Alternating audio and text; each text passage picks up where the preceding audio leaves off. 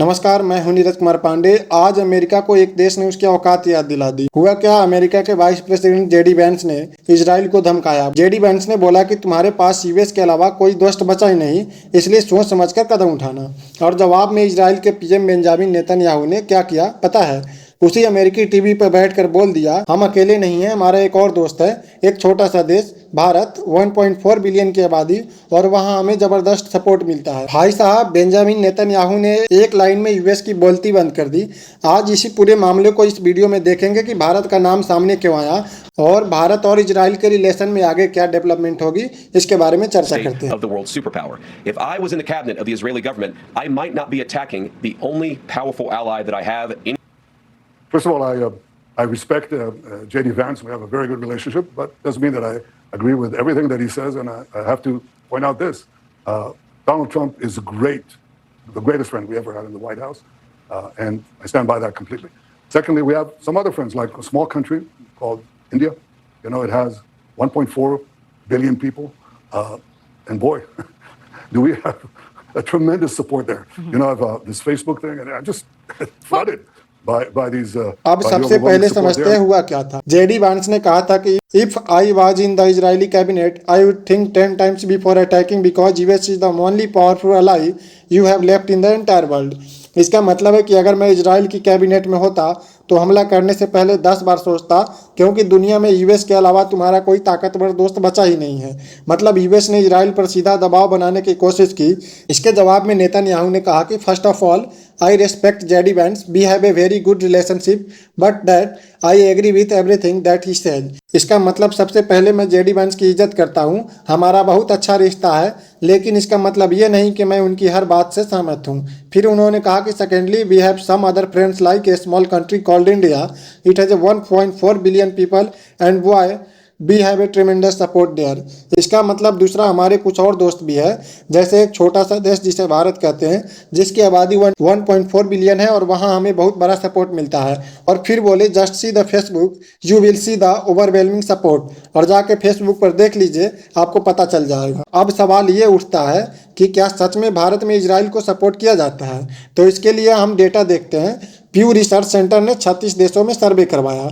उसमें भारत में 32% लोग इजराइल को पॉजिटिव मानते हैं, यानी अच्छा मानते हैं, 28% लोग निगेटिव मानते हैं, यानी खिलाफ में हैं, और 40% लोग न्यूट्रल है, यानी उनकी कोई राय ही नहीं है। एक और सर्वे हुआ जिसमें लगभग 500 युवाओं से पूछा गया जिनकी उम्र 18 से 29 साल थी और इंस्टाग्राम ट्विटर बहुत यूज करते हैं। उनसे पूछा गया, जब आप इजराइल का नाम सुनते हैं तो आपके दिमाग में क्या आता है? तो 48% लोगों ने कहा डिफेंस एंड मिलिट्री स्ट्रेंथ, 51% लोगों ने कहा टेक्नोलॉजी एंड इनोवेशन, एंड 41% लोगों ने कहा भारत और इजराइल के रिश्ते और गहरे होने चाहिए, और 14% लोगों ने कहा कि इजराइल भारत का मोस्ट हेल्पफुल पार्टनर है। सबसे ज्यादा पॉजिटिव लोग दिल्ली एनसीआर में मिले। उनका कहना था कि इजराइल भारत की सिक्योरिटी को समझता है। अब आप पूछेंगे कि भारत के लोग इजराइल को सपोर्ट क्यों करते हैं? तो देखिए, इसका मतलब ये बिल्कुल नहीं कि हम गाजा में हो रही मौतों को सही मानते हैं। 3 बड़े कारण हैं। पहला कारण, इजराइल उन गिने चुने देशों में से है जो यूएन और बाकी इंटरनेशनल जगहों पर हमेशा पाकिस्तान के खिलाफ बोलता है। हमें पता है कि इजराइल और पाकिस्तान के रिश्ते कभी नहीं बनेंगे जब तक यूएस बहुत ज़्यादा प्रेशर इजराइल पर न डाले। दूसरा कारण, इजराइल से हमें बहुत मदद मिलती है, जैसे drone, missile, defence system, cyber security और खेती की नई टेक्नोलॉजी। कारगिल की जंग में भी इजराइल ने भारत की मदद की थी। तीसरा कारण, भारत के लोगों को लगता है कि इजराइल एक भरोसे वाला दोस्त है जो मुश्किल के समय में साथ देता है। अब जैसे ही बेंजामिन नेतन्याहू का ये बयान आया, भारत की राजनीति में बवाल मच गया।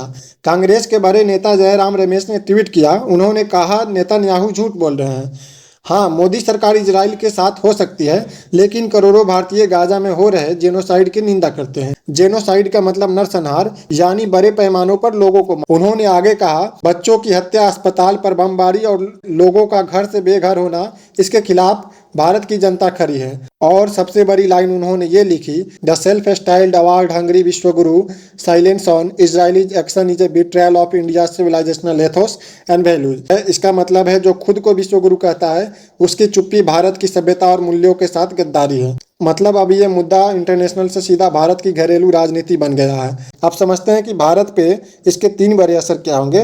पहला असर, भारत का कद बढ़ेगा। नेतन्याहू ने जानबूझकर ये बात अमेरिकी टीवी पर बोली ताकि पूरी अमेरिकी जनता सुने कि इजराइल के पास भारत है और इससे दुनिया में भारत की इमेज एक पावर ब्रोकर की बनेगी, यानी एक ऐसा देश जो बड़े फैसलों को प्रभावित कर सकता है। दूसरा असर खतरा है, अब कई मुस्लिम देश भारत को भी टारगेट कर सकते हैं, सोशल मीडिया पर बॉयकॉट इंडिया ट्रेंड करवा सकते हैं और ज़्यादातर नफरत फैलाने वाले अकाउंट तुर्की और पाकिस्तान से चलते हैं। भारत सरकार को ऑनलाइन रेसिज्म के लिए तैयार रहना होगा।